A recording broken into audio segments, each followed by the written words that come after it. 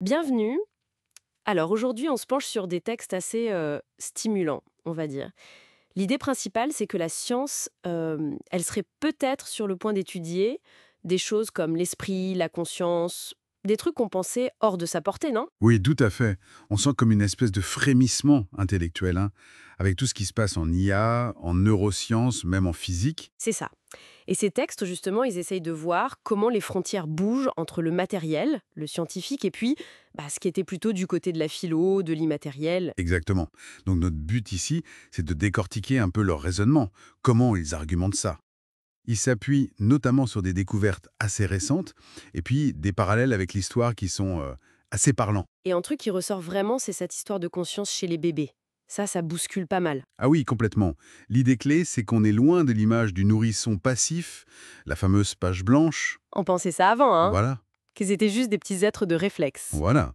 Mais maintenant, avec l'imagerie cérébrale, des protocoles expérimentaux assez malins, on voit autre chose. On détecte chez les tout-petits, parfois juste quelques semaines après la naissance, une activité dans le cerveau. Oui, Mais une activité qui ressemble drôlement à celle d'un adulte quand il perçoit consciemment quelque chose. Face à une image, un son, d'accord, mais est-ce que c'est vraiment la même chose? Cette activité cérébrale précoce, c'est de la conscience comme on l'entend, ou juste un précurseur? c'est toute la question, évidemment. On ne parle pas ici de la conscience de soi, hein, la réflexion sur soi-même. C'est plus une conscience perceptive, primaire. C'est-à-dire? C'est-à-dire l'expérience subjective, le ressenti de voir l'image, pas juste le fait que le cerveau traite l'info. Le bébé vit l'expérience sensorielle. Ah oui, je vois. Donc le nouveau-né, il expérimente déjà le monde subjectivement. C'est ce que ces données suggèrent, Mi. Et ça change tout. Ça pose des questions éthiques, bien sûr, mais aussi une question fondamentale sur la nature même de la conscience. Est-ce que c'est quelque chose qui émerge tard, ou est-ce que c'est plus intrinsèque dès qu'il y a un certain niveau de complexité? Quand on y pense, c'est assez vertigineux comme idée. Et ça illustre bien ce que disent les textes. Les limites qu'on met à la science, c'est souvent les limites de nos outils, de nos façons de penser à un moment T. Tout à fait. Et c'est là que les analogies historiques sont intéressantes. Elles nous poussent à un peu d'humilité, comment dire, épistémologique. L'humilité sur ce qu'on croit savoir, en somme. Ouais. Prenez la force physique. Avant, c'était vu comme l'essence de l'homme, presque. Aujourd'hui, bon, les machines font bien mieux, on l'a externalisé. Et le deuxième exemple, c'est le travail intellectuel. Ça aussi, c'était le propre de l'homme. Exactement. Et maintenant, regardez l'IA.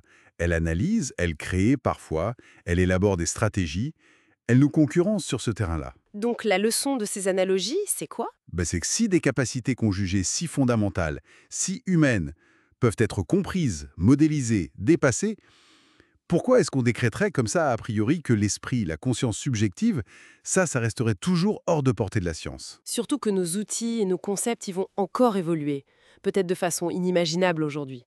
Absolument. Et ça nous amène au troisième point, la convergence actuelle des disciplines. Oui, ça aussi, c'est frappant. On n'est plus chacun dans son coin. C'est ça.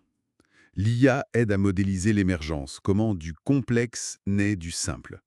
La physique quantique, même si c'est controversé, elle questionne notre vision de la réalité, le rôle de l'observateur. Et les neurosciences essayent de faire le lien entre les neurones et ce qu'on ressent, nos états mentaux. Voilà. Neurosciences computationnelles, théorie de l'information, tout ça converge.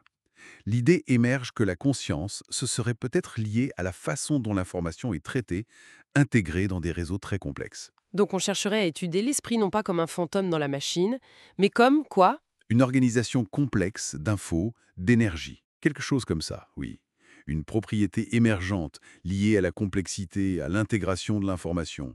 On pourrait développer des théories, des méthodes pour aborder ça scientifiquement. Bon, alors si on résume un peu le message global de ces textes, on serait au seuil d'une possible révolution dans notre compréhension de nous-mêmes, en fait, hein. C'est un peu l'idée, oui. La découverte de cette conscience très précoce chez le bébé, plus les leçons de l'histoire avec la force ou l'intellect, tout ça suggère que les barrières qu'on avait mises entre science et esprit, elles sont peut-être moins solides qu'on le croyait. Le point clé, c'est que ce qu'on considère comme inaccessible à la science, ça peut changer radicalement avec nos outils et nos idées. Exactement. La force hier, certaines tâches intellectuelles aujourd'hui, et demain, qui sait? Ce qui nous laisse avec une question assez provocatrice pour finir.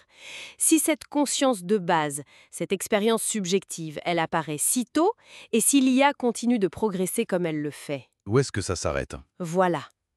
Jusqu'où on ira pour comprendre, voir, identifier ou simuler les principes de l'expérience subjective, qu'elle soit biologique ou, demain, artificielle? Quelle définition de l'être ça pourrait bien dessiner pour le futur?